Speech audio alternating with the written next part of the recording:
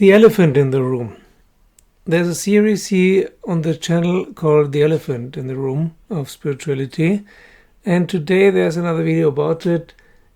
Is the path to enlightenment another huge ego trip? Let's have a look. This is Shores of Infinity with your host Chris speaking, and last time we talked about the elephant in the room. Are we all crazy? Or are lots of gurus basically crazy? Now we'll talk about it if lots of stuff in spirituality, including lots of famous gurus like Eckhart Tolle, David Hawkins, Sadhguru and whatnot, pick your favorite poison, if they are subject to ego trips still. Maybe not. Usually most people are subject to ego trips because this is what the personality is about. The aim of spirituality is to bring the personality, the ego, back into the back where it belongs, not into the driver's seat. It needs about 1, 2, 3, 4, maximum 5% of our attention, because somehow we need our bodies and our egos to maneuver here in this gross world, to interact.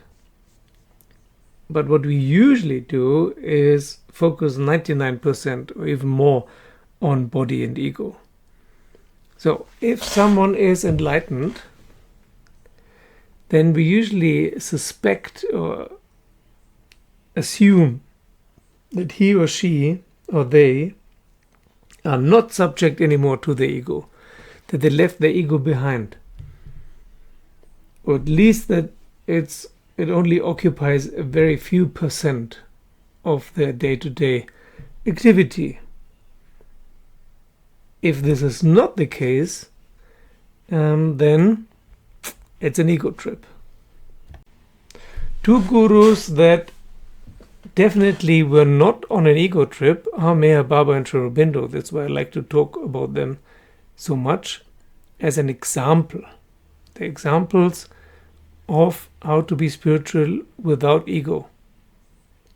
If you read them, one of the ways you can see that they're kind of genuine, non-ego identified, is that they write without using I a lot, or any other kind of mechanism that circumvents I. There's this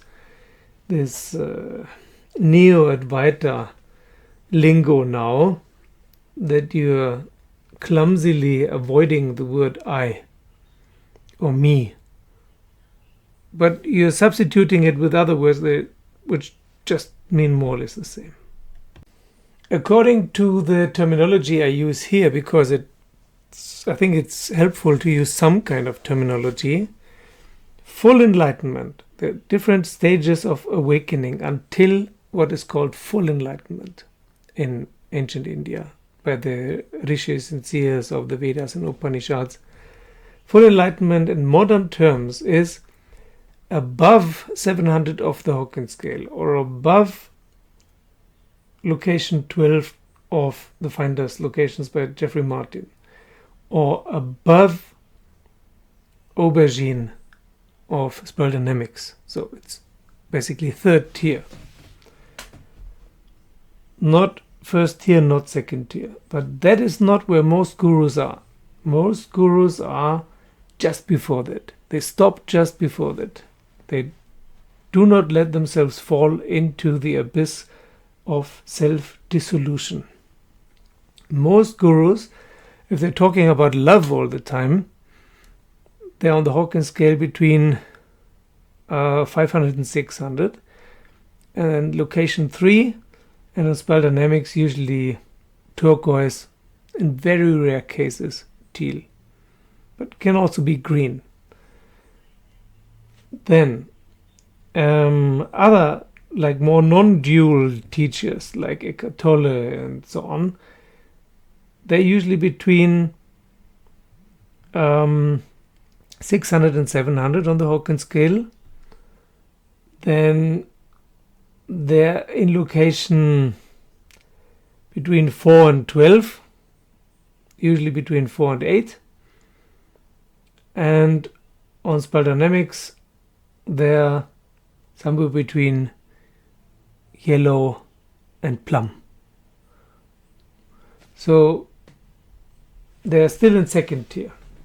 They're still developing access to their soul.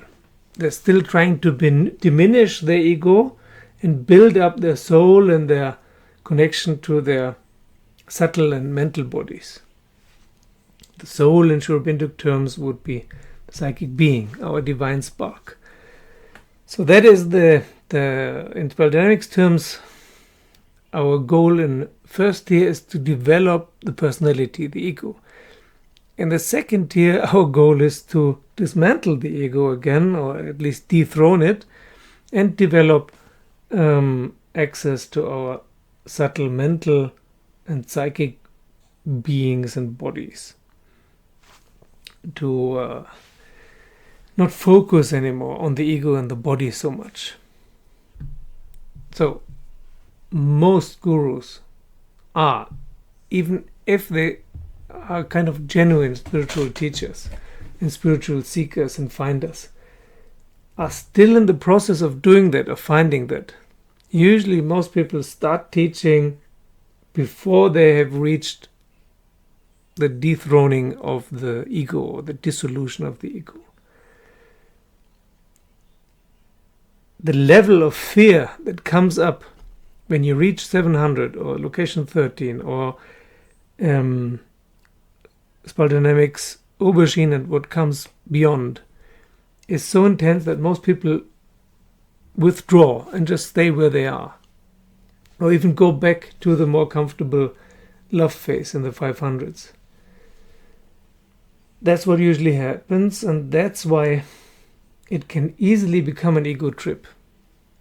Maybe not bypassing, but maybe there's no difference between bypassing and ego trip. But lots and lots and lots of gurus are going through an ego trip, as you can clearly see with people like Moji, for example.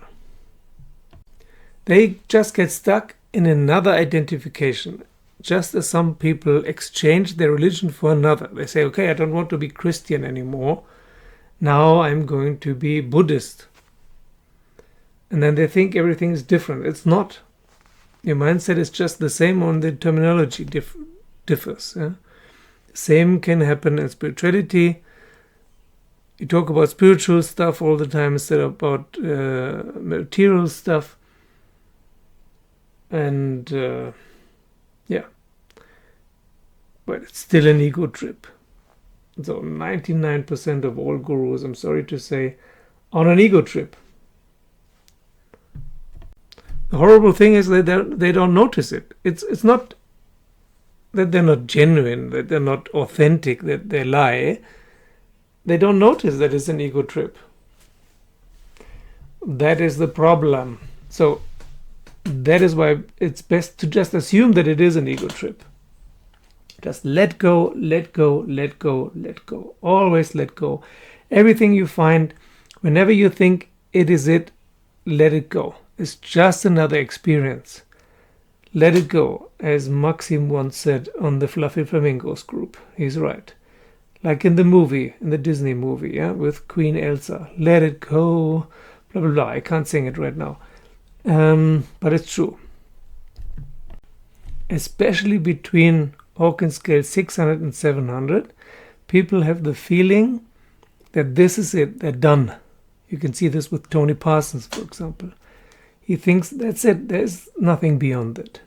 It's the feeling of being done. It's typical for that stage before the final dissolution.